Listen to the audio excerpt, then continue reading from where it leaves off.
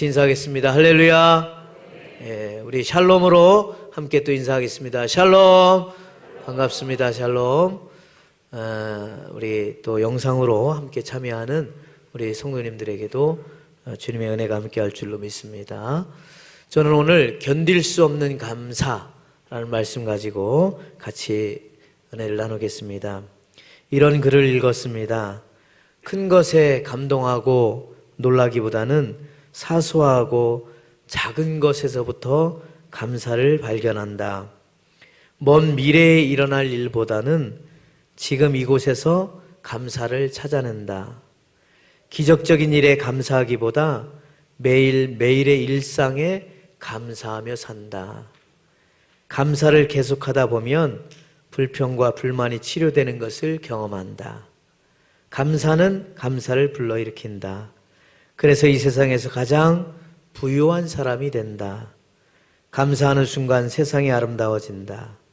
그리고 모든 사람들이 사랑스러운 존재로 변한다. 모든 관계에 평화가 깃든다. 감사하는 순간 축복이 임한다. 동시에 하나님의 자녀가 된 것을 만방에 선포하는 감사의 선교사가 된다. 그랬어요. 여러분, 우리가 감사하는 것은 여러분 선교사가 되는 거라고 그러는 거예요. 감사의 선교사. 여러분, 저 사람은 왜 이렇게 감사를 잘해? 예수 믿는 사람이야. 그렇지. 여러분, 감사의 선교사 되시기를 주님의 이름으로 축복합니다. 정말 우리가 감사할 수 있다는 것이 얼마나 귀한지. 시인인 그리고 수녀인 이혜인 수녀가 암투병 중에 만났던 하나님을 고백하면서 그가 감사의 삶을 노래했던 것을 기억합니다. 암투병 중에 고통은 정말 설명이 불가능합니다. 겉으로는 명랑한 척했지만 사실 너무나 고통스럽습니다. 쉽게 무기력증에 빠지고 말 한마디에 민감하고 몸의 고통이 마음의 우울증으로 발전하기도 합니다. 그런데 어느 날 아침에 문득 깨달았어요. 오늘 이 시간은 내 남은 생애의 첫날이고 어제 죽어간 어떤 사람이 그토록 살고 싶어 했던 그날, 이것을 새롭게 기억하면서 정신이 번쩍 들었다는 것이에요. 그래서 그도 작정하기를 안 되겠다. 내가 하루하루 감사하며 그렇게 행복하기로 작정하고 그렇게 살기로 작정했다는 거예요. 제가 지난번에도 저 자신도 그런 얘기를 했죠. 하루하루, 하루살이다. 우리는 정말 하루살이야. 그때와 그시 알 수가 없어. 오늘 하루가 감사가 이어지면은 오늘 하루의 행복이 이어지면 그건 뭐예요? 미래가 감사고 미래가 행복이다. 할렐루야. 그렇습니다. 그러니까 하루하루의 삶이 이어지다 보니까 그런 이렇게 그가 새로운 삶을 살아가면서 노력한 것에 대해서 말하고 있습니다. 첫째는 무엇을 달라는 청원 기도보다는 이미 받은 것에 대한 감사 기도를 하겠다. 두 번째는 늘 당연하다고 여겨지는 일들을 기적처럼 놀라워하며 감탄하는, 감사하는 연습을 내가 자주 하겠다. 그러니까 아침에 눈 뜨는 것도 감사, 신을 씻는 것도 감사, 그리고요 식탁에 앉아 있는 것도 감사, 밥을 먹는 것도 감사, 기지개를 펴고 두 손을 번쩍 드는 것도 감사인 줄로 믿습니다. 자기가 그렇게 변화되더라는 거예요. 자신의 실수나 약점을 너무 부끄러워하지 말고 솔직하게 인정하는 여유를 지니도록 노력을 했고, 속상하고 화나는 일이 있을 때 흥분하기보다는 모든 것은 다 지나간다. 여러분 소리 많이 들었죠? 이 또한 지나가리라. 이 또한 지나가리라. 그런 마음을 가지고 이렇게 살아가 보니까 자기도 모르게 마음에 넉넉한 마음이 들어서더라는 거죠. 그래서 우리가 용서할 것이, 그러다 보니까 용서할 것이 왜 못하고 또 이해하지 못할 것이 왜 못하는가. 우리가 다 그렇게 살다가 갈 것인데, 그렇게 마음을 바꾸니까 어둡던 마음도 밝아지고 넓은 평화, 샬롬 찾아오더라는 겁니다. 여러분, 바울이 말했죠. 데살로니가전서 5장 16절. 항상 쉬지 말고 범사에 이는 그리스도 예수 안에서 너희를 향하신 누구의 뜻이에요? 하나님의 뜻이라고 고백한 거죠.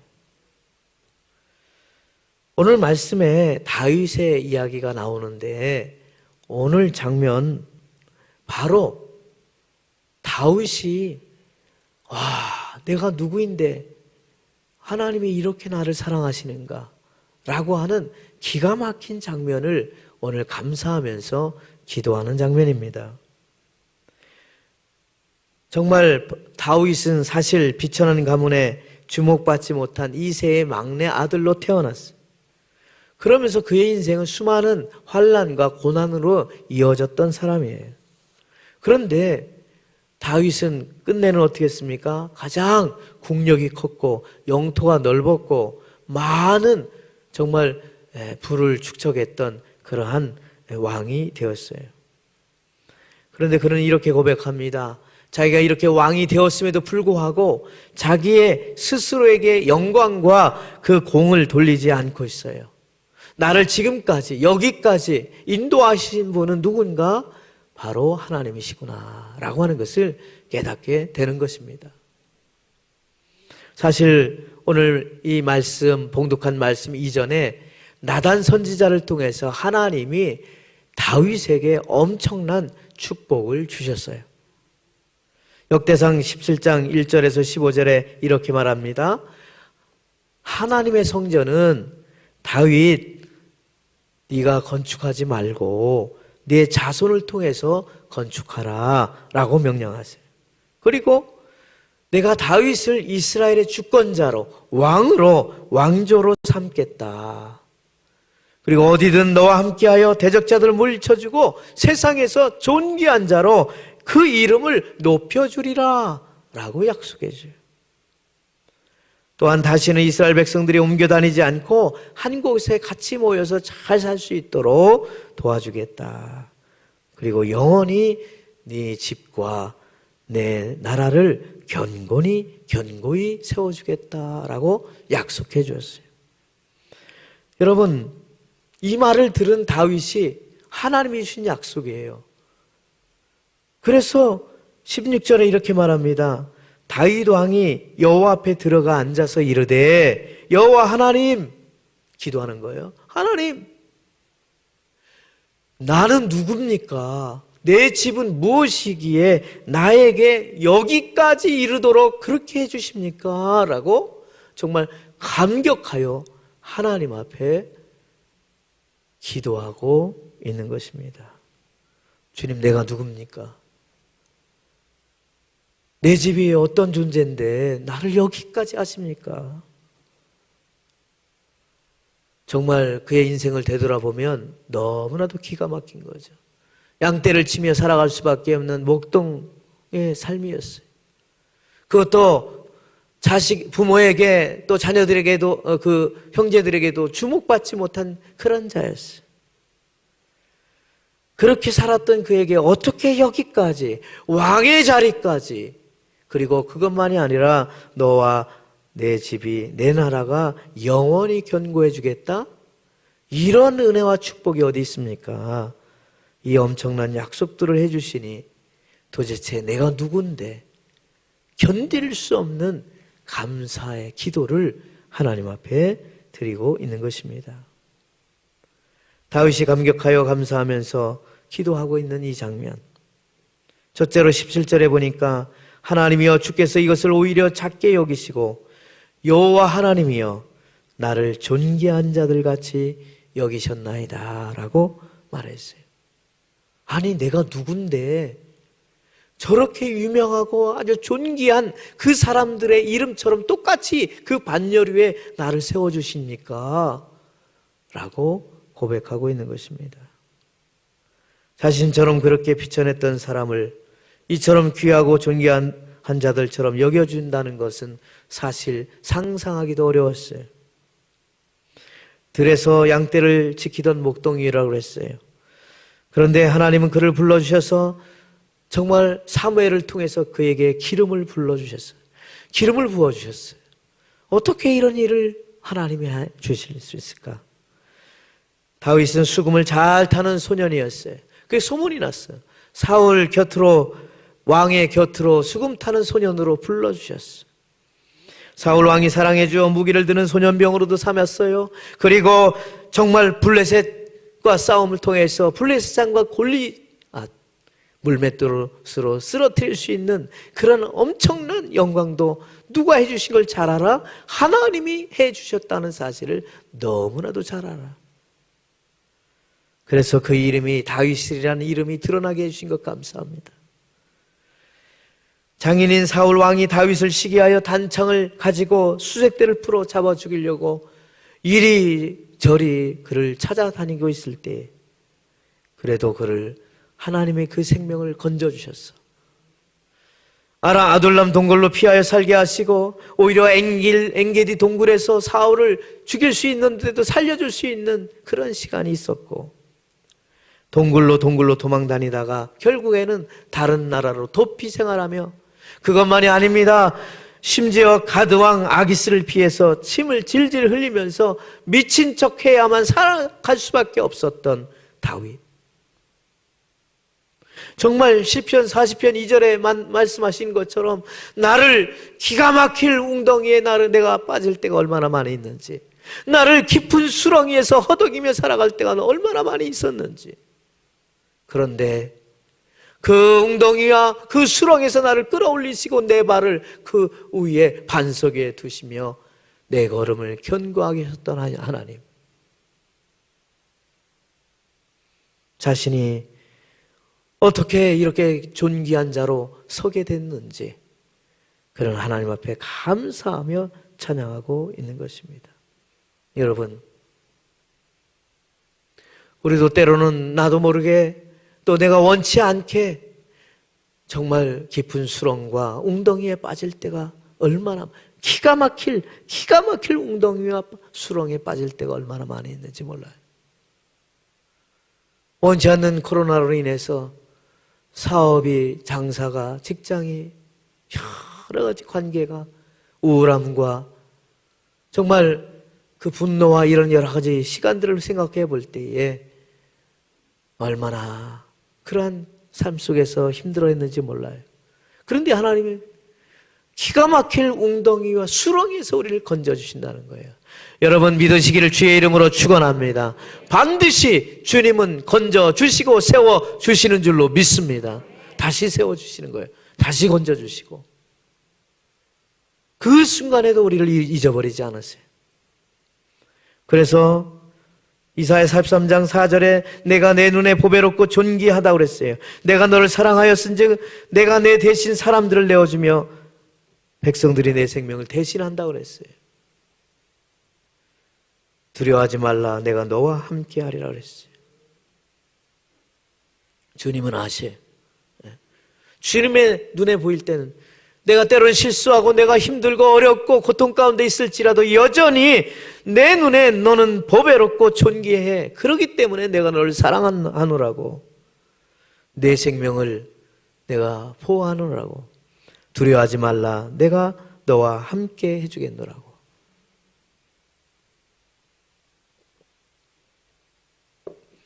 그래서 우리를 어떻게 합니까?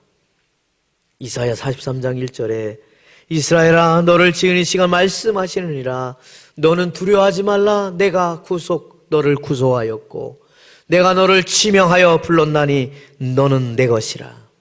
내가 물 가운데로 갈지라도 내가 함께 할 거고 강을 걸 때도 물이 너를 침몰하지 못해.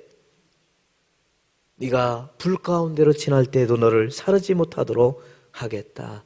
너는 내 것이라 그랬어요. 너는 내 것이라.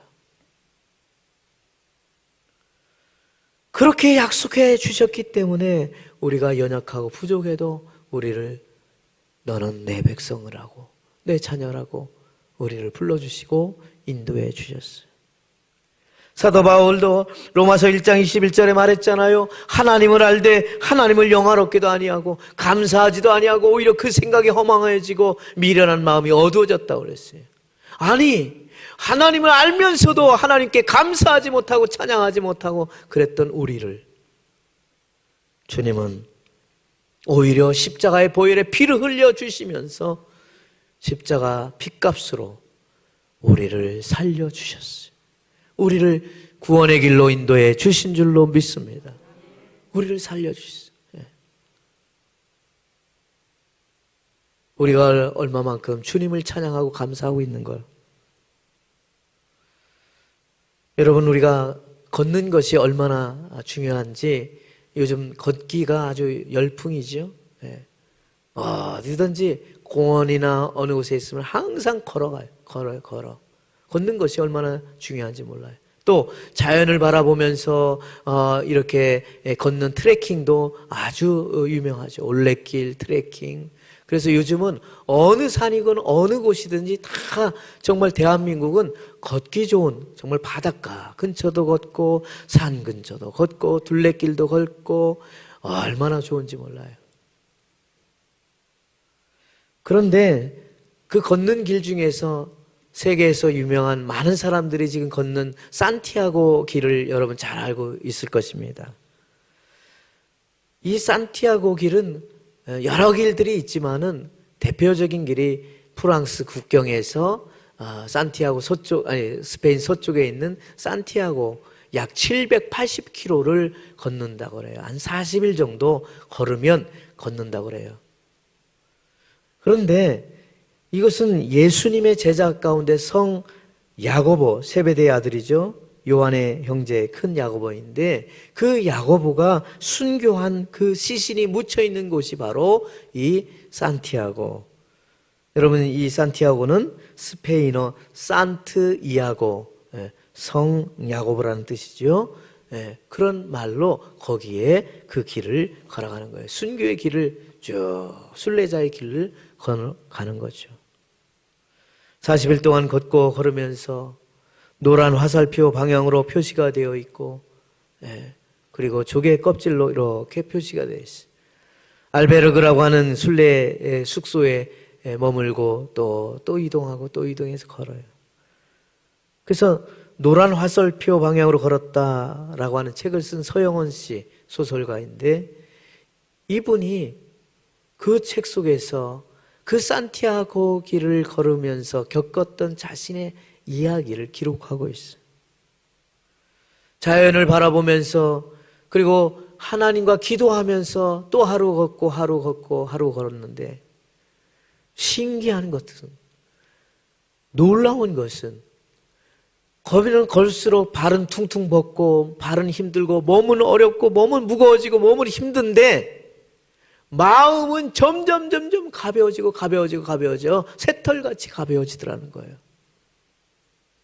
출발하기 전에는 이 문제 저 문제 이것 때문에 힘들고 어렵고 그 마음에 가득 찼던 염려와 근심과 걱정과 미움과 시기와 질투가 가득 찼던 자기 마음이 하루 걸으면서 하나님과 대화하고 하나님과 기도하고 자연과 대화하고 자연의 소리를 들으면서 걷고 여러분, 그런 면에서 어떻게 보면은 여러 사람이 같이 걷는 것보다 때로는 혼자 걷는 것이 얼마나 좋은지 몰라요. 그러면서 자기가 가지고 있었던 그런 모든 것들이 하나씩 다 풀어지고 하나씩 녹아지더니 자기 마음이 새털같이 가벼워지더라는 거예요. 정말로 13년 동안 성경 공부를 하면서 하나님의 존재를 알고 있었지만 자기가 그 몸을 고생을 하면서 하나님과 대화하면서 정말로 예수가 그리스도구나, 주님의 피가 나를 구원해 주셨구나 라고 하는 사실을 그는 깨닫고 자신이 얼마나 귀한 존재인지, 정말 예수님이 십자가의 피값으로 세워진 그렇게 살아온 존재이구나 라고 하는 것을, 자신의 존재를 더욱 뜨겁게 느끼게 되었다는 거죠. 자신의 노후를 위해 마련해 놓았던 집 2채를 조카가 사업한다고 다 말아먹고, 그래서 자기도 모르게 속그리와 그 원망과 이런 것들이 가득 찼었는데 자기도 모르게 잊어버릴 수 있는 용기와 용서해 줄 수 있는 마음이 생기더라는 거죠. 오히려 자신의 입에서 예수를 믿으라고 많은 사람들에게 만나는 사람마다 예수를 소개하는 복음의 전도자가 되어 정말로 자기를 덕지덕지 치장했던 것들을 벗어버리고 오히려 예수님의 은혜로 새로운 옷을 입고 가벼운 마음으로 자기도 모르게 감사하는 자로 세워지게 되었다는 사실을 발견하게 되었다는 것입니다. 여러분, 자기가 누구인데 나같이 연약하고 부족한 자를 오히려 주님이 존귀하게 여겨주셔서 여기까지 세워주신 거, 여러분 올 한 해 우리가 되돌아놓고 볼 때 정말 내가 누구인데, 우리 집이 무엇인데 주님이 여기까지 이렇게 존귀하게 여겨주셨는지 만나시기를 주님의 이름으로 축원합니다. 그것만이 아니었습니다. 16절, 18절, 19절에 보니까 여호와 하나님이여 내가 누구이며 내 집은 무엇이게 나에게 여기에 이르게 하나이까. 주께서 주의 종에게 베푸신 영예에 대하여 다윗이 다시 주께 무슨 말을 하오리까. 주께서는 주의 종을 아시나이다. 여호와여 주께서 주의 종을 위하여 주의 뜻대로 이 모든 큰 일을 행하시사 이 모든 큰 일을 알게 하셨나이다 라고 기도하고 있어요. 여러분, 다윗은 참으로 목동의 삶을 통해서 정말 그렇게 누구도 주목받지 못하고 기대하지도 못하고 그랬던 정말 관심 갖지 않았던 그러한 사람이었어요. 그런데 대단한 왕이 되었을 뿐만 아니라 주변 나라들을 통합해서 얻은 재물과 부는 이루 말할 수 없었고 수많은 노비들과 수많은 사람들을 얻게 되었고 가장 큰 영토의 나라가 되었어요. 심지어 주변의 나라들은 조공을 바치면서 그에게 눈치를 보며 살아갈 수밖에 없는, 여러분 이것은 단순한 왕의 자리가 아니었어요. 여기 영예라고 그랬어요. 영예라고 하는 것은 존귀. 무슨 말입니까? 어떤 인물이 가질 수 있는 아주 당당함이나 지위가 상당한 그러한 영광스러운 위치를 영예라고 말하고 있어요. 나를 여기까지 주의 종에게, 종 같은 저에게 여기까지 베푸신 주님의 그 영예, 나를 영광스러운 위치로 세워주시는 주님, 내가 누군데요? 나같이 비천한 사람이고 내 집이 어떤 존재인데 여기까지 이렇게 존귀하게 영광스러운 위치에 서 있게 주셨나요? 다윗은 정말로 그 영광에 감사한 거죠. 나 같은 자를 어디 여기까지 세워주시고 여기까지 이르게 하셨는지. 여러분, 미국은 여전히 강대국 중에 강대국입니다. 정치적으로 여러 가지 이렇게 얘기도 하고 저렇게 얘기하지만 분명한 사실은 정말 그들의 그렇게 지금도 전 세계에 그 역할을 감당하고 있을 수 있는 그 뿌리가 무엇인지를 우리가 알 수 있다면 정말 그들은 대단한 나라입니다. 그 원인은 바로 하나님께 감사하는 민족이었기 때문입니다. 여러분, 신앙의 자유를 찾아서 어떻게 마음껏 주님을 찬양하고 경배할 수 있을까? 청교도 그들이 미국을 향하여 메이플라워라고 하는 배를 타고 여러분 120명의 순례자들이 그들이 떠나게 되었습니다. 1620년 11월 9일 미국 동부 매사추세츠의 케이프 가드라고 하는 곳에 도착하게 됩니다. 그런데 새로운 곳에 개척지에 이제 살아가려고 하는데 풍랑을 만났고 엄청난 고통 속에서 그 다음에 봄까지 생존할 수 있었던 사람은 절반밖에 없었어요. 게다가 해마다 겹치는 흉년으로 고통을 당하며 원망할 수밖에 없어요. 미래가 캄캄하고 어두워서 정말 이렇게 사는 것이 너무나도 힘들었어요. 그래서 이들은 전국적으로 금식 기도를 선포했어요. 그들은 모였습니다. 하나님, 너무나도 살기가 어렵습니다. 이 상황을 돌봐주세요. 우리를 도와주세요. 하나님 앞에 매달리기 시작했어요. 그리고 또 금식 기도를 합니다. 또 그 다음에 또 금식 기도를 합니다. 금식 기도를 하는데 여전히 힘들고 어려운 상황만 다가오게 되었어요. 그때 다시 또 금식 기도를 선포했을 때 어느 농부가 이렇게 제안을 합니다. 여러분, 지금까지 우리는 금식하면서 하나님께서 도와주시기를 간절히 기도했습니다. 그런데 여러분 생각해 보십시오. 비록 흉년이 들고 병으로 쓰러지는 어려움을 겪고 고통스러운 순간이었지만 그러나 이 가운데서도 감사할 것이 있다고 생각합니다. 우리가 그래도 신앙을 찾아서 왔기 때문에 신앙의 자유를 가지고 감사할 수 있지 않습니까? 아직도 우리가 개척하기 어렵지만은 광대한 땅이 우리들 앞에 있지 않습니까? 그러니 우리 금식 기도하는 대신에 감사 기간을 정해서 하나님께 오히려 감사하는 것이 어떻습니까? 라고 제안을 했어요. 이 말을 들은 수많은 사람들이 그래 맞다 감동을 받기 시작했어요. 그래서 매사추세츠 주지사 윌리엄 브래드퍼드는 드디어 감사절을 선포하기 시작해요. 우리 감사합시다. 높으신 아버지 하나님께서 금년에 풍부한 수확을 주셨습니다. 정말 그 전에 하나님이 주신 것 그 가운데서 너무 어렵다고만 얘기했는데 생각을 바꾸기 시작했어요. 오히려 생각을 바꾸면서 하나님 이것도 감사합니다. 전에보다 좀 더 많이 해 주신 것 감사합니다. 인디언의 도움을 받아서 옥수수와 밀과 콩과 호박과 여러 가지 채소들이 낫게 해주신 것 감사합니다. 야만인의 습격에서 보호해 주신 것도 감사합니다. 여러 질병으로부터 우리를 지켜주신 것 감사합니다. 양심에 따라 우리가 자유롭게 하나님을 예배할 수 있는 것이 감사합니다. 그러기에 나는 모든 순례자들에게 선포합니다.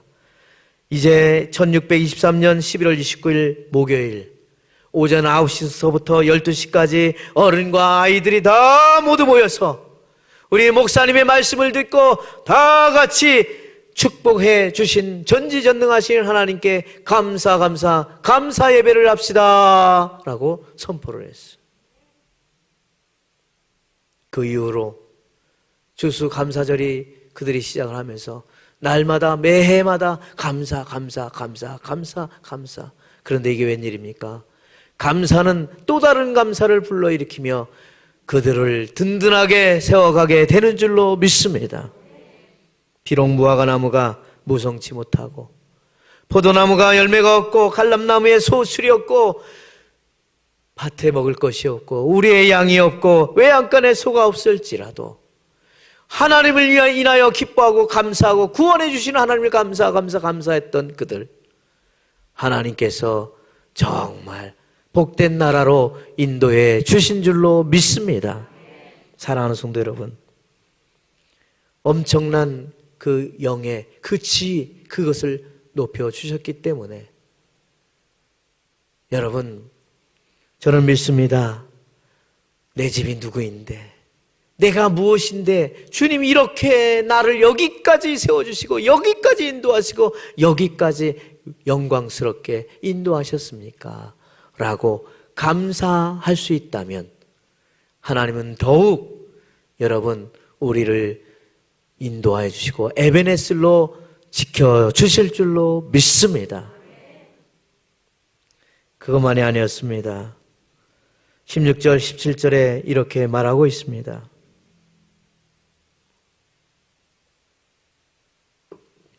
여호와 하나님이여 나는 누구이며 내 집은 무엇이게 나에게 이렇게 이르게 하셨나이까 하면서 17절 종의 집에 대하여 먼 장래까지 말씀하셨사오니 라고 말하고 있어요. 뭡니까? 다윗의 미래에까지, 다윗의 그 자손에까지, 다윗의 그 삶의 너머까지 하나님이 축복해 주셨다는 사실이에요. 다윗은 자신만이 아니라 자신의 집과 나라에 대해서 먼 미래에까지도 축복해 주신 그 약속을 그는 꼭 붙들고 하나님 앞에 감사 기도를 드리는 것입니다. 내 집이 무엇이길래, 내 나라 내 자손이 무엇이길래 앞으로도 영원히 축복해 주시겠다고 하니 진실로 감사합니다. 견딜 수 없습니다. 너무너무 감사합니다. 역대상 17장 20절에 그는 뭐라고 고백하고 있습니까? 주여 우리 귀로 들은 대로 주와 같은 이가 없고 주 외에는 하나님이 없나이다. 하나님이 하셨습니다. 하나님이 하실 것입니다. 하나님이 하게 하셨습니다. 하나님이 하셨다고 한 사실을 믿고 고백하고 감사한 것입니다. 여러분, 이러한 주님이 어디 있습니까? 사실 그들의 민족을 되돌아놓고 보면 애굽에서 평생 노예 생활하며 살아가야 할 민족이었어요. 그러나 그들을 출애굽시키며 그들로 하여금 참 자유로 살아가도록 광야 길로 걷게 하시고 목이 곧고 뻣뻣한 민족이었지만은 하나님은 자신의 백성 삼아 주셔서 결국 큰 나라를 이루게 해주시니 이 얼마나 감사하지 않을 수 없습니다. 하나님 지금까지 그렇게 해주셨던 것처럼 그들의 미래에도 먼 장래에도 여러분 그 나라를 견고하게 해 주시겠다고 약속해 주신 것입니다. 여러분, 여러분의 미래를 누구에게 맡기시겠습니까? 여러분, 내 집이 누구인데, 내가 무엇인데, 먼 장래까지도 주님 축복해 주시는, 그렇다면 여러분 우리는 어떻게 기도할까요? 여러분, 다윗은 역대상 17장 27절에 이렇게 기도하고 있습니다. 이제 주께서 종의 왕조의 복을 주사 주 앞에 영원히 두시기를 기뻐하시나이다. 여호와여 주께서 복을 주셨사오니 이 복을 영원히 누리리다. 할렐루야. 주님이 그렇게 약속해 축복의 약속했다면 아멘, 아멘. 우리 집이 영원히 복을 누리겠습니다 라고 고백하며 감사 기도하는 것입니다. 여러분, 코로나 가운데서도 이렇게 내 집이 무엇이고 내가 무엇인데 이렇게 하나님이 존귀하게 여겨주시고 또 그 약속을 주셨다면 여러분의 미래에도 주님이 축복하신다고 약속해 주셨다면 다윗의 고백처럼 우리도 주여 내 집이 무엇인데 우리 가정이 무엇인데 주님이 그렇게 약속하신다면 제가 믿겠나이다. 우리 집에 영원히 복을 누리게 하시옵소서. 할렐루야. 그렇게 아멘하고 받아들이고 기도해야 되는 것입니다. 하나님, 그는 하나님께 너무 감사하여 정말 감사 기도를 드렸어요. 사랑하는 성도 여러분, 올 한 해 어렵고 힘들었지만은 우리가 오늘 최고의 감사를 가지고 하나님 앞에 드렸어요. 여러분 7가지 감사를 다 기록해 보자고 했어요. 저도 그 7가지를 기록하면서 얼마나 감사할 게 너무 많았는지, 감사할 게 너무 많은 거예요. 우리 자녀들에게도 너희들 감사할 것을 이야기해라, 감사할 것을 이야기하라, 같이 이야기하면서 아, 이런 가운데서도 감사했구나, 이런 상황에서 감사했구나. 네. 여러분, 먼 미래, 먼 장래까지도 축복해 주시는 주님이세요. 여러분, 여기서 끝나는 것이 아니에요. 그렇기 때문에 여러분 견딜 수 없는 감사, 여기서 그치는 것이 아니라 계속적으로 여러분 범사에 감사하며 미래에도 감사하시기를 주의 이름으로 축원합니다. 축원합니다. 기도하겠습니다. 할렐루야. 하나님 아버지 감사합니다. 주여, 내가 누구인데, 내 집이 무엇이간데, 내 자손들이 무엇인데, 먼 미래에까지 축복해 주시겠다고 약속해 주셨습니까? 진실로 감사합니다. 나를 존귀하게 하시는 하나님, 나에게 영예를 베풀어 주셨던 하나님, 먼 장래에까지도 축복해 주셨던 하나님, 그 하나님을 믿고 고백하며 날마다 범사에 하루하루 감사하여 하나님께 영광 돌리며 살아갈 수 있는 동탄의 모든 식구들 다 될 수 있도록 주님 도와 주시옵소서. 감사하고 예수님의 이름으로 기도드리옵나이다. 아멘. 찬송가 580